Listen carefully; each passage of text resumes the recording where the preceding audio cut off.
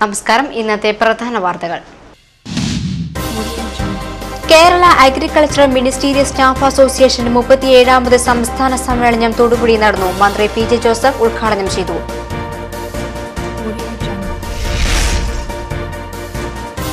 LDF നേതൃത്വത്തിൽ കരിമണ്ണൂരിൽ പ്രതിഷേധ പ്രകടനവും പെരുവഴി ധർണയും സംഘടിപ്പിച്ചു. CPM ജില്ലാ സെക്രട്ടേറിയറ്റ് അംഗം CV വർഗീസ് ധർണ ഉദ്ഘാടനം ചെയ്തു. മുഖ്യമന്ത്രിയുടെ ജനസമ്പർക്ക പരിപാടിയോടനുബന്ധിച്ച് തൊടുപുഴ നഗരസഭാ പ്രദേശം യുദ്ധകാലാടിസ്ഥാനത്തിൽ വൃത്തിയാക്കുമെന്നും മാലിന്യങ്ങൾ നിർമ്മാർജ്ജനം ചെയ്യുമെന്നും കളക്ടർ V രതീശൻ. വിലത്തകർച്ച താങ്ങാനാകാതെ റബ്ബർ കർഷകർ തോട്ടങ്ങളിൽ കൂട്ടത്തോടെ കടുംപെട്ട് നടത്തുന്നു. ജില്ലയിൽ ഏറ്റവുമധികം റബ്ബർ കൃഷിയുള്ള മേഖലയിലെ കർഷകരാണ് നഷ്ടം സഹിക്കാനാവാതെ മറ്റു മാർഗങ്ങൾ തേടുന്നത്. നേതാജി സോഷ്യലിസ്റ്റ് ഫോറം നേതൃത്വത്തിൽ Aikyam Malayaraya Mahasabha Thodupuzha mini civil station march നടത്തി. മാർച്ച് മുൻ MLA അഡ്വക്കേറ്റ് ജോസ് കുറ്റ്യാനി ഉദ്ഘാടനം ചെയ്തു.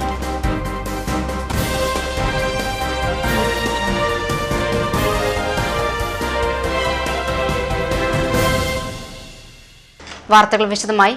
Kerala agricultural ministerial staff association 37ാമത് സംസ്ഥാന സമ്മേളനം തൊടുപുഴയിൽ നടന്നു. തൊടുപുഴ മുനിസിപ്പൽ ടൗൺ ഹാളിൽ B സുരേന്ദ്രൻ നഗറിൽ മന്ത്രി പി ജെ ജോസഫ് സമ്മേളനം ഉദ്ഘാടനം ചെയ്തു.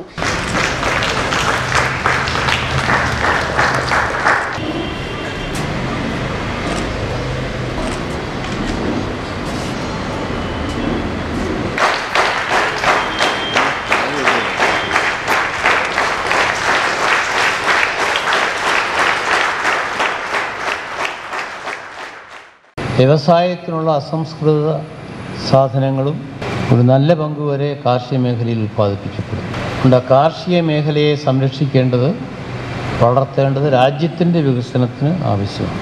കേരളത്തിലാണെങ്കിൽ നമുക്കറിയാം, കൃഷി വകുപ്പ് നമുക്ക് 1000 ശിഷ്ടം കൃഷിഭവനുകൾ, ഓഫീസർമാർക്ക് താങ്ങും തണലുമായി പ്രവർത്തിക്കേണ്ടവരാണ് മിനിസ്റ്റീരിയൽ ജീവനക്കാർ. ഫീൽഡിൽ പോയി ഒട്ടേറെ പ്രവർത്തനങ്ങൾ നടത്തേണ്ടത് അവരാണ്. അതുകൊണ്ട് അവിടെ കൂടുതൽ ആളുകൾ ആവശ്യമാണ് എന്നിരിക്കെയാണ് ഈ പറയുന്ന 334 ക്ലർക്കന്മാർ പുനർവിന്യാസം വഴി തദ്ദേശ സ്വയംഭരണ സ്ഥാപനങ്ങളിലേക്ക് അയച്ചത്. അവരെ തിരികെ കൊണ്ടുവരണം എന്നുള്ള ആവശ്യമാണ് ഇപ്പോൾ പ്രസിഡന്റ് ഇവിടെ ഉന്നയിച്ചത്. തീർച്ചയായിട്ടും കൃഷിമന്ത്രിയുമായി ആലോചിച്ചും ചർച്ച ചെയ്തും ഈ വിഷയത്തിൽ എന്നാൽ കഴിയുന്നൊക്കെ ചെയ്യുന്നതാണ് എന്ന് പറയാൻ. സംസ്ഥാന പ്രസിഡന്റ് ജോർജ് മാത്യു അധ്യക്ഷത വഹിച്ചു. General convener MM Manju Hasan, സംസ്ഥാന general secretary TB Thomas, principal കൃഷി officer Shaji John, Kasim Pillai, Bose Joseph, A Suresh Kumar, MG Biju, Cyrus Netto, V Suresh Kumar, ER Premachandran തുടങ്ങിയവർ പ്രസംഗിച്ചു. LDF നേതൃത്വത്തിൽ കരിമണ്ണൂരിൽ പ്രതിഷേധ പ്രകടനവും പെരുവഴി ധർണയും സംഘടിപ്പിച്ചു. CPM ജില്ലാ സെക്രട്ടേറിയറ്റ് അംഗം CV വർഗീസ് ധർണ ഉദ്ഘാടനം ചെയ്തു. ഇങ്ങനെ PK തോമസിനെ MP ആക്കി അദ്ദേഹത്തിനൊരു മോഹമുണ്ടായിരുന്നു. ഇവിടെ അദ്ദേഹത്തിന് തൊടുപുഴ മണ്ഡലം കിട്ടും, റോയിക്കെ പൗലോസിന് കൃത്യമായി PT മേടിച്ചു കൊടുക്കും. അങ്ങനെ PT മേടിച്ചു കൊടുത്താൽ അദ്ദേഹം സ്വർഗത്തിലേക്ക്, സ്വർഗത്തിലേക്കല്ല, അദ്ദേഹം കേന്ദ്രത്തിൽ ഭരിക്കും, ഞാനിവിടെ ഭരിക്കും. അവസാനം PTയുടെ പിന്നാലെ പോയ റോയിക്കെ പൗലോസിന്റെ മുട്ടനാടിന്റെ പിന്നാലെ പോയി കുറുക്കൻ അവസ്ഥയിലായി. മുട്ടനാടിന്റെ പിന്നാലെ പോയ കുറുക്കൻ, ഞാൻ കൂടുതൽ വിശദീകരിക്കുന്നില്ല. കുറുക്കൻ ഇങ്ങനെ മുട്ടനാട് നടന്നു പോകുമ്പോൾ കുറുക്കൻ ഒരു ചെറിയ സാധനം കണ്ടു. അതിൻ്റെ ആട്ടം കണ്ടപ്പോൾ കുറുക്കൻ ഓർത്തത് ഇപ്പം പറഞ്ഞ് താഴെ വീട് എടുക്കാമെന്ന് ഓർത്ത് കുറുക്കൻ മുട്ടനാടിന്റെ പിന്നാലെ പോയി. പക്ഷെ അത് നടന്നതല്ലാതെ ഇത് പറഞ്ഞ് താഴെ വീണില്ല. അവസാനം വിശന്ന് വരഞ്ഞ് ദേഷ്യപ്പെട്ട് പോയെന്ന കുറുക്കൻ്റെ അവസ്ഥയിലാണ് ഇപ്പോൾ റോയിക്കെ പൗലോസിന്റെ അവസ്ഥ. PK തോമസ് MP ആയി, അദ്ദേഹത്തിന് MLA ആകാൻ പറ്റും. അപ്പോൾ ഇതിൽ 2 ഗ്രൂപ്പുണ്ട്. ഇപ്പോൾ കോൺഗ്രസ് എത്ര ഗ്രൂപ്പ് ഉണ്ടെന്ന് ചോദിച്ചാൽ ഇവിടെ ഞാൻ മനസ്സിലാക്കുന്നത് പഞ്ചായത്ത് പ്രസിഡന്റ് റോയിക്കെ പൗലോസിന്റെ കൂടെയാണോ തെറ്റിദ്ധരിക്കരുത്, ഗ്രൂപ്പിന്റെ അടിസ്ഥാനത്തിലൂടെ വേറെ കൂടെയാണോ എന്ന് ഞാൻ പറഞ്ഞ് വേറെ ഇടത്തെടുക്കരുത്. സാധാരണ നമ്മുടെ നാട്ടിലെ ആളുകൾ പറയട്ടെ, എടി അവൻ ആരുടെ കൂടെയാടി എന്ന് ചോദിക്കുന്ന ആ തരത്തിലേക്കുണ്ട ഗ്രൂപ്പിന്റെ അടിസ്ഥാനത്തിലാണ്. ഏത് ഗ്രൂപ്പിനകത്താണ് പഞ്ചായത്ത് പ്രസിഡന്റ് നിൽക്കുന്നത്? പഞ്ചായത്ത് പ്രസിഡന്റ് രാവിലെ എഴുന്നേൽക്കുമ്പോൾ റോയിയുടെ കൂടെ ആണെങ്കിൽ വൈകുന്നേരം എഴുതുമ്പോൾ PT തോമസിന് കൂടിയാണ്. കോൺഗ്രസിന്റെ ഗ്രൂപ്പുകളിലേക്ക് വേണ്ടി പഞ്ചായത്ത് പ്രസിഡന്റുമാരെ പഞ്ചായത്ത് മെമ്പർമാരെ മാറ്റുന്നു.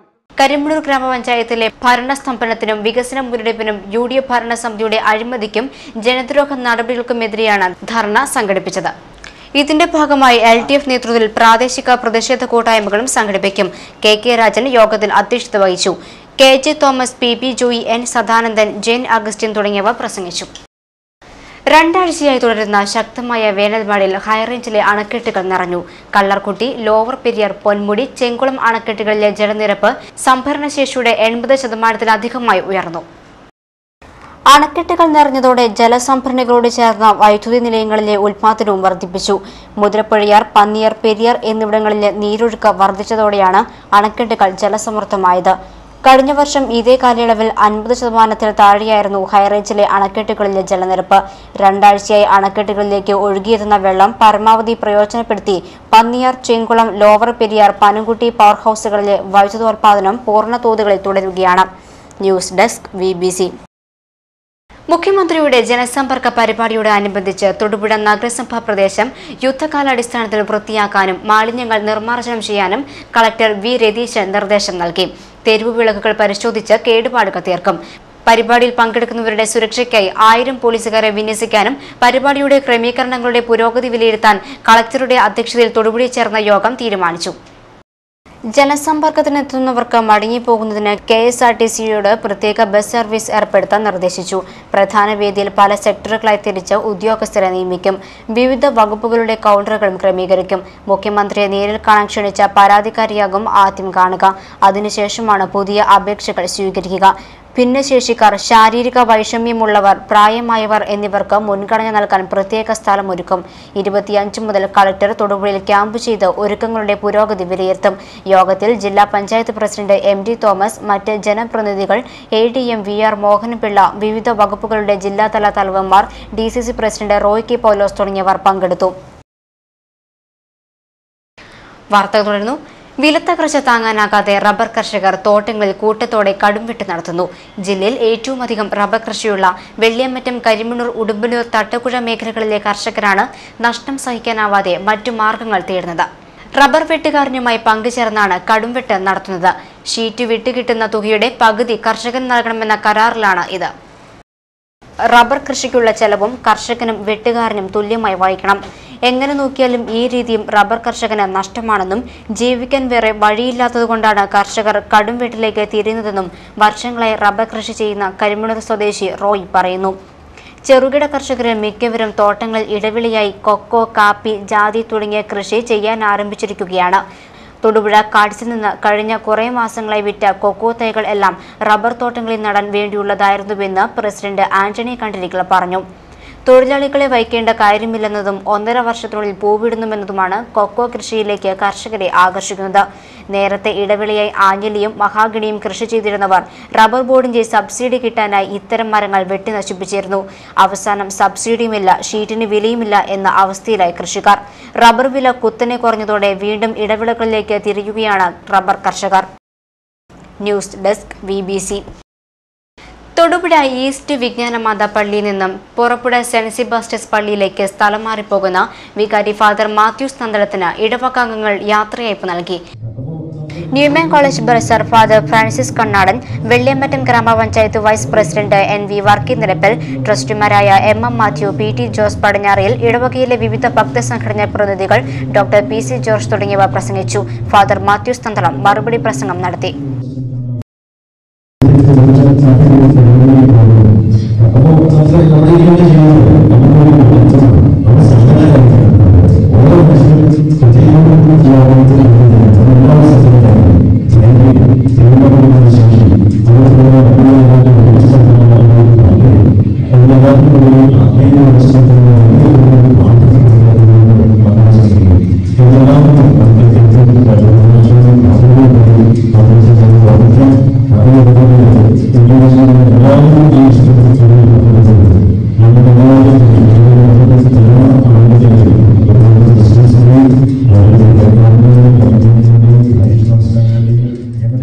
മുഖത്ത് ആസിഡ് ഒഴിച്ച ശേഷം പോലീസുകാരനെ കുത്തിക്കൊന്ന കേസിൽ പ്രതിക്ക് ജീവപര്യന്തം തടവ്.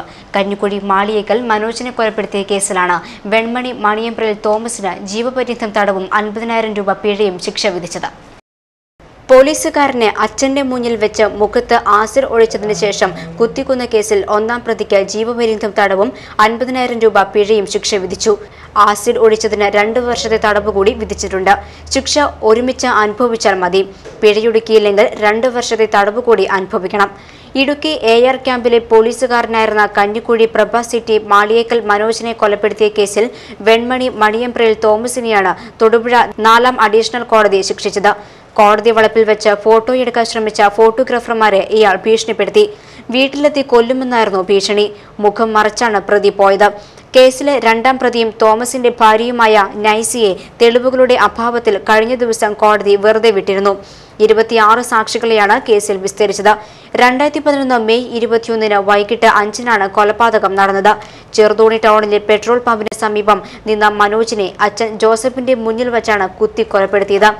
കയ്യിൽ കരുതിയിരുന്ന ആസിഡ് ഒഴിച്ച് പൊള്ളലേൽപ്പിച്ച ശേഷമായിരുന്നു കൊലപാതകം. ആസിഡ് വീണ് അച്ഛൻ ജോസഫിനും പൊള്ളലേറ്റിരുന്നു. ഗുരുതരമായി പരിക്കേറ്റ മനോജിനെ പോലീസ് ജീപ്പിൽ കോട്ടയം മെഡിക്കൽ കോളേജിലേക്ക് കൊണ്ടുപോയെങ്കിലും മരിച്ചു.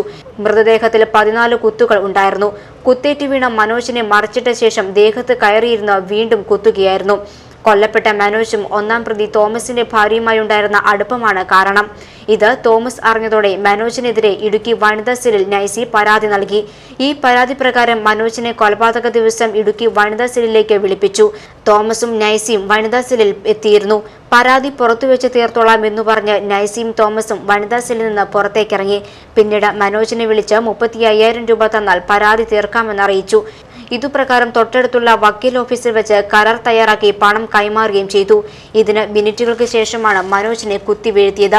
തോമസും ഭാര്യ നൈസിയും മനോജിനെ വകവരുത്താൻ ഗൂഢാലോചന നടത്തിയെന്നായിരുന്നു പോലീസ് കേസ്. തമിഴ്നാട്ടിൽ നിന്ന് തോമസ് ആസിഡ് വാങ്ങിയ വിവരം നൈസിയോട് ഫോണിലൂടെ പറയുന്നത് കേട്ടതായി സാക്ഷിമൊഴിയുണ്ടായിരുന്നു. പ്രോസിക്യൂഷനു വേണ്ടി അഡ്വക്കേറ്റ് ബർഗ് ജോർജ് ഹാജരായി. നേതാജി സോഷ്യലിസ്റ്റ് ഫോറം നേതൃത്വത്തിൽ Aikya Malayaraya Mahasabha Thodupuzha mini civil station march നടത്തി. മാർച്ച് മുൻ MLA അഡ്വക്കേറ്റ് ജോസ് കുറ്റ്യാനി ഉദ്ഘാടനം ചെയ്തു.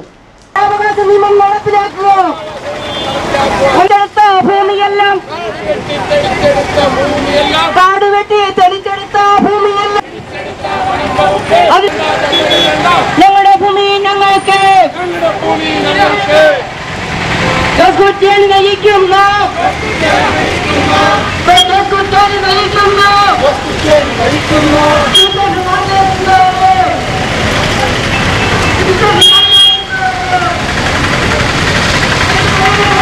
പിടിച്ചെടുത്ത വനം വകുപ്പ്